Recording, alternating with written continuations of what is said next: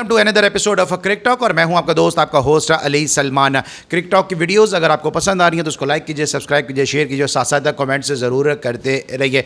सबसे पहले बात करेंगे जनाब पाकिस्तान की उस शिकस्त के बारे में जहां पे टीम इंडिया ने पाकिस्तान को एक ऐसे शिकस्त से दो चार कर दिया है कि जो ग्राउंड में पाकिस्तान को शिकस्त नहीं हुई है बल्कि इस शिकस्त को पूरे पाकिस्तान में महसूस किया जा रहा है। उसकी वजह ये नहीं है कि इंडिया से पाकिस्तान हारा है, क्योंकि अब जो दोनों मुल्कों की आवाम है वो इस बात को समझ चुकी हैं और समझ सकती हैं, और जो भारत में भी जो हमारे पढ़े लिखे दर्शक हैं, जो पाकिस्तान में भी जो क्रिकेट को समझते हैं, वो ये बात अच्छी तरह जानते हैं कि टीम इंडिया पाकिस्तान से बहुत आगे है। अब जो बात ये करता है कि पाकिस्तान और इंडिया का मुकाबला जो है वो बराबर का मुकाबला है, टाकरा है और एक नर्व्स का गेम है, वो बिल्कुल गलत बात करता है, क्योंकि टीम इंडिया ने ये बात साबित कर दी है कि मुकाबला अब ना बराबर का है, ना अब टाकरा है, ना अब जो है नर्व्स का गेम है। टीम इंडिया पाकिस्तान से एक बेहतर टीम है, टीम इंडिया पाकिस्तान से एक अच्छी टीम है और अच्छी टीम ही जीतना डिज़र्व करती है, और यही कल हमने देखा भी कि जब टीम इंडिया ने पाकिस्तान को 6 रन से शिकस्त दे दी है। अब थोड़ी सी मैं ज़रा बात कर लेता हूँ। बहुत सारे लोग ये बात करते हैं कि यार आप तो कहते थे कि टीम जो है वो इंडिया की हार जाएगी और आपने फीबा के साथ एपिसोड किया कि टीम हार जाएगी।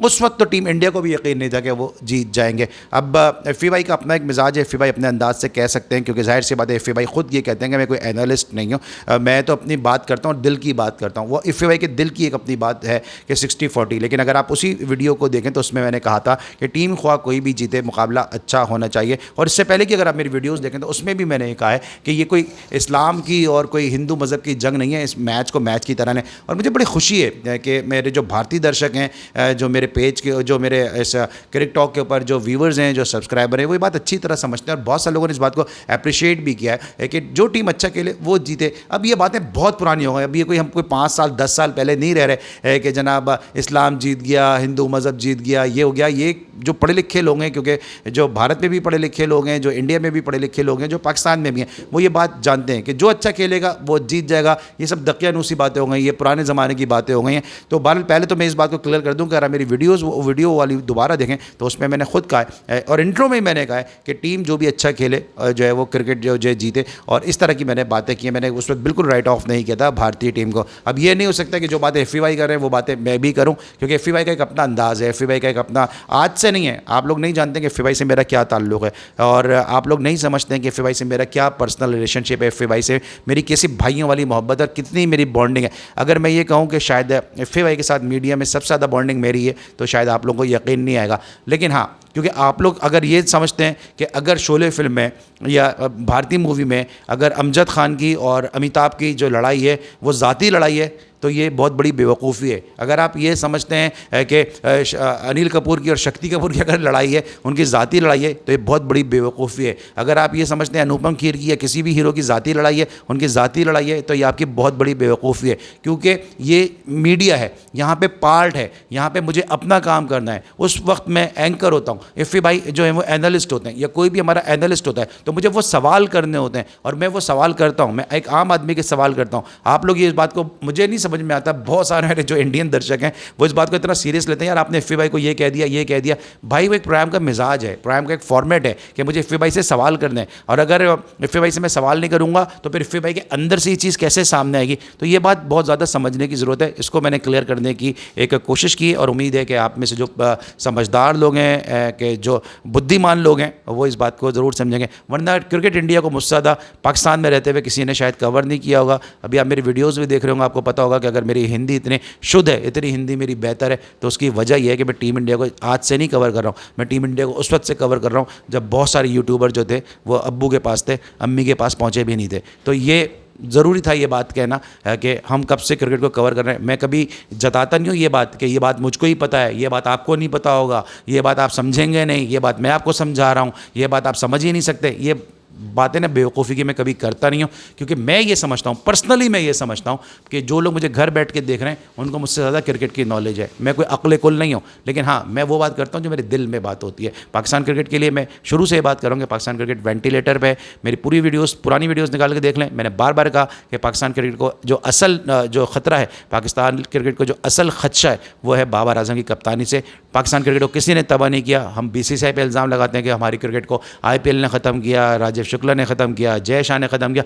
किसी ने ख़त्म नहीं किया। पाकिस्तान क्रिकेट को हमारी अपनी पॉलिसीज़ ने ख़त्म किया है। अब कल जो मैच हुआ है उसमें 119 रन इंडिया ने स्कोर किए। दोनों ही टीमों के बैटर्स ने ख़राब क्रिकेट खेली, किसी भी बॉलर ने कोई बहुत अच्छी बॉलिंग नहीं की, एक्स्ट्राऑर्डिनरी बॉलिंग नहीं की। चाहे आप टीम इंडिया की बात कर लें, चाहे विराट कोहली की बात कर लें, उन्होंने बाहर जाती हुई गेंद को खेला। रोहित शर्मा अपना वही स्ट्रोक खेलने गए। और कहा जाता है क्रिकेट में कि जनाब जो आपका स्ट्रॉन्ग एरिया होता है वही आपका वीक एरिया भी होता है। रोहित का ये पाँव पे खेला गया जो शॉट है वो बड़ा ज़बरदस्त शॉट है, बड़ा खूबसूरत खेलते भी हैं। आपने देखा भी कल उन्होंने पहले छक्का भी लगाया इसी शॉट पे, और उसी शॉट पे फिर वो आउट भी है। तो ये क्रिकेट की टेक्निकलिटीज़ हैं कि जो आपका अच्छा शॉट है वो आपकी वीकनेस भी है। उसके बाद फिर जितना ख़राब इंडियन बैट्समैन खेले इतना ही ख़राब जो है वो पाकिस्तानी बैट्समैन भी खेले। दोनों टीमों के बॉलर्स ने बड़ी उम्दा बॉलिंग की है। पाकिस्तान के साथ ये हुआ कि पाकिस्तान चूँकि आपको पता है कि टीम इंडिया मेंटली स्ट्रॉन्ग है, वो जीतती भी आ रही हैं। उनका जो अंतिम विश्वास है, जिस अनुमति के साथ वो खेलते हैं, वो जो है वो उनको कैरी कर रहा है, वो उनको आगे लेके जा रहा है। जबकि टीम पाकिस्तान के अंदर जो है वो बिल्कुल जो है वो कहते हैं ना कि अपना सेल्फ कॉन्फिडेंस या अंतिम विश्वास जो है वो बिल्कुल जो है वो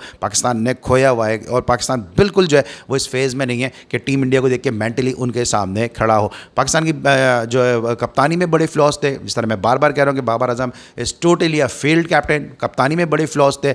आप नसीम को लेकर आते हैं, वो आउट करता है, आप चेंज कर देते हैं। फिर नसीम को लाते हैं, वो आउट करता है, फिर चेंज करते हैं। फिर आप नसीम को लाते हैं, वो आउट करता है, वो आप चेंज कर देते हैं। इफ्तिखार को आप मुसलसल बॉलिंग कर रहे हैं। शादाब को आप पता नहीं क्या समझ के जो है वो शादाब को एज ए बैट्समैन खिलाने की कोशिश कर रहे हैं। बैट्समैन को आप ड्रॉप कर रहे हैं, शादाब को आप बॉलिंग दे नहीं रहे। तो ये वाली चीज़ें जो है ना दोस्तों, ये वाली चीज़ें पाकिस्तान क्रिकेट को बहुत पीछे लेके चली गई हैं। पाकिस्तान क्रिकेट इस वक्त जो है वो मर रही है, सिसक रही है। और ये बात हमें मान लेनी चाहिए कि इस वक्त टीम इंडिया हमारी क्रिकेट से जो है वो बहुत आगे। साथ साथ एक और बात भी है, वो ये है कि जनाब अब कल पाकिस्तान का जो मैच है कनाडा से, वो मैच बड़ा इंपॉर्टेंट मैच है। और अब आज हालत पाकिस्तान क्रिकेट की ये हो गई है कि कनाडा से मैच है और किसी को यकीन ही नहीं है, किसी को भी यकीन नहीं कि पाकिस्तान जो है वो कनाडा से मैच है और पाकिस्तान अगर जीत जाएगा, क्योंकि पाकिस्तान को एक अच्छे मार्जिन से जीतना है, रन रेट भी अपना बेहतर करना है। सिचुएशन कुछ इस तरह से बन गई है कि यूएस अपने सारे मैचेस हारे, इंडिया अपने सारे मैचेस जीते, पाकिस्तान आयरलैंड और कनाडा को अच्छे मार्जिन से हराते जब भी कोई सर्वाइवल गेम है, अदरवाइज कोई सर्वाइवल गेम नहीं। उधर मोहसिन नकवी साहब कौम को लॉलीपॉप दे रहे हैं। मोहसिन नकवी साहब कह रहे हैं सर्जरी की ज़रूरत है। सर्जरी कभी भी, जो हमारे मेडिकल के दोस्त हैं वो अच्छी तरह से बात जानते हैं कि सर्जरी जो है ना वो डायरेक्ट नहीं होती कि मरीज़ जो है वो ऑपरेशन थिएटर में आया और उसको खोल दिया, उसको आपने एंथेसिया दिया और उसको आपने खोल दिया। उससे पहले फिजिशियन चेक करता है। भाईजान आपने फिजिशियन वाला रोल किया ही नहीं है। आपने इस कौम को जो है खुशी की खबर दी नहीं है। आपने और ज़ख़म लगाए, बाबर आजम को कप्तान बना के, शाहीन शाह अफरीदी को कप्तानी से हटा के आपने और ज़ख़म लगाए। उस वक्त आप कहाँ थे जब मुसलसल अबरार को बेंच पर बिठाया गया था? उस वक्त आप कहाँ थे जब 3-3 विकेट कीपर टीम में शामिल हो रहे थे? उस वक्त आप कहाँ थे जब आप जो इमाद वसीम और आमिर को टीम में लेकर आ रहे थे? तो मुसलसल तो आप खुद ज़ख़म लगा रहे हैं। आज आप कह रहे हैं कि वो सर्जरी होगी। या कौम को बेवकूफ़ बनाना नकवी साहब और पीसीबी के लोग जो है वो छोड़ दें, क्योंकि जब हम जैसे लोग यहाँ ये बात करते थे तो फिर हमको विलन बना के पेश किया जाता है। हमारे साथ हर वो मुमकिन काम किया जाता है कि हमारे कैरियर के ऊपर लात मारने की कोशिश की जाती है, हमारे कैरियर को पीछे करने की कोशिश की जाती है। साथ साथ इरफान पठान का एक स्टेटमेंट आया। इरफान पठान ने कहा कि गैरी क्रिस्टन ने इंडिया की भी कोचिंग की है और पाकिस्तान की भी कोचिंग की है, और गैरी को पता चल गया होगा कि टीम इंडिया और टीम पाकिस्तान की कोचिंग करने में क्या फ़र्क है। बिल्कुल सही कहा इरफान पठान। ज़िंदगी में शायद पहली मरतबा मैं आपकी किसी बात से सहमत हुआ हूँ, किसी बात से को आपकी एग्री करूँगा कि team India is a truly professional team. Mentally they are very strong. They know how to play cricket. They know how to win the match. They know how to cope up with the situation. जबकि दूसरी तरफ हमारा कप्तान भी दिमागी तौर पे फारिग है और उसके पीछे जो उसकी टीम है वो भी दिमागी तौर पे फारिग है। वरना बुमराह जैसे बॉलर को, रिजवान इस किस्म का स्ट्रोक इतना सेट होने के बाद खेलने की कोशिश नहीं करते। वरना फ़खर जैसे बैट्समैन को नंबर 4 पे नहीं भेजा जाता अपनी ओपनिंग में स्लॉट बचाने के लिए। ना जो है फ़खर इस अंदाज के शॉट खेलता, ना शादाब को बैट्समैन बनाने की कोशिश की जाती। एक मिडिल ऑर्डर का बैट्समैन है इफ्तिखार, उसको आप 7 पे खेल के उसका भी कैरियर ख़राब किया, उसका भी जो कॉन्फिडेंस जो है वो ख़राब किया, और पाकिस्तान टीम की भी आपने ऐसी तैसी कर दी। So let's hope for the best कि अब ये ब्लेसिंग इन डिस्गाइज होगा और इस शिकस्त के बाद वर्ल्ड कप में पाकिस्तान या क्रिकेट में हालात में बेहतरी आएगी, कोई सुधार आएगा। दुआ करते हैं कि पाकिस्तान क्रिकेट जो है वो बेहतर हो, लेकिन ये क्रिकेट दुआ पे नहीं चलेगी, इसके लिए आपको दवा भी करनी होगी। वीडियो अगर पसंद आया तो लाइक कीजिए, सब्सक्राइब कीजिए, शेयर कीजिए, साथ साथ कमेंट ज़रूर करते रहिए और वीडियोस को जो है वो उसके पूरे कॉन्टेक्स्ट में देखा कीजिए। ऐसा मत किया कीजिए कि एक पार्ट देखा आपने और उसके बाद आपने फिर वो कोई ना कोई कमेंट कर दिया। Till then, for the next video, good bye.